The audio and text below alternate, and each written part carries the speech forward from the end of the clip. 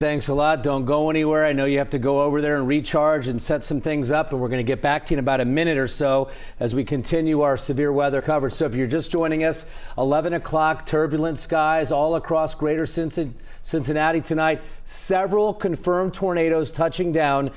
So again, our severe weather coverage continues here at 11. Good evening. I'm Mike Dardis. And good evening to you. I'm Cherie Palillo. So strong wind, heavy rain, just pounding for hours and hours tonight. A lot of you have been emailing us, messaging us on social media, sending us videos of all of the lightning that you've been seeing, the tornadoes in the Warren County area. We've been hearing 2 to 3 of them confirmed tonight by our radar here. We're also hearing out in Riley Township, that's in the Butler County area. Our Chris Jacobs is out there. There are down power lines around a silo. We're hearing about a farm that's destroyed in that area along with an overturned semi. So no doubt right now, so many of you have been taking shelter.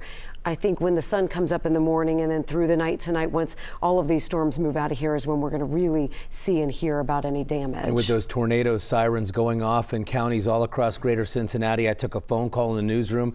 There was a couple huddled up in their closet in the Madeira area after they heard that there was a tornado warning in Hamilton County. They said, how long do I have to be in here? I was watching Kevin on TV and relaying information to them. It's really something that is just a microcosm of what was going on all across greater Cincinnati. Kevin, are you ready to go? Let's get back over to Kevin now because we're kind of shifting the story here. We've got crews all over the area. We've got 3 crews out there in live drive vehicles, cameras and crews on the ground getting some of the damage. But Kevin, the story right now, that heavy rain, we could have some problems with that. Oh, yeah, I think most certainly we're going to have problems because I honestly think we may be seeing this while the severe threat's not over with, okay? I don't want to minimize the concern for additional severe weather, especially for folks south of the metro area, right? And by the metro, I mean basically the Ohio River north into southwest Ohio. Southeast Indiana, most of you are in the clear, with the exception of Ohio and Switzerland counties.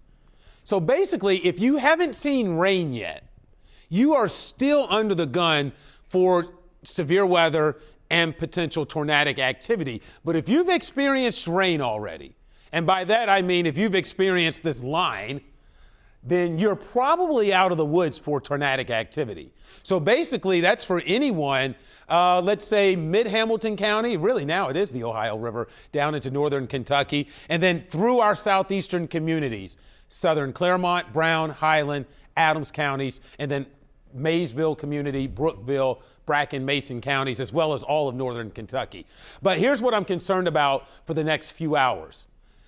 I'm really worried about the fact that notice how these storms have lined up again from west to east, and they are training over the same areas. What that tells me is that there's nothing in the atmosphere that is pushing this south any longer.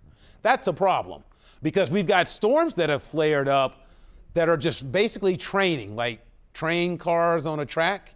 They're training over the same areas, and they are just dumping excessive amounts of rainfall. Not to mention just probably keeping your nerves rattled with all this continuous lightning that's ongoing with this stuff.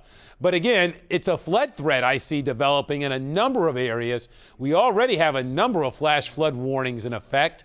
And it's dark now too, folks. So again, you don't know, how deep the water is, the current of the water, or let's say if a road that's covered by water has been washed out underneath. I can't emphasize enough, turn around, don't drown is the advice. Just, take it, just heed that warning when it comes to dealing with flash flooding. And again, even if it's an area that you are very familiar with, you don't want to drive into areas where water covers the road. It is just not worth the risk. All right, that being said, we've got a couple of severe thunderstorm warnings still out through parts of Clinton into Highland County.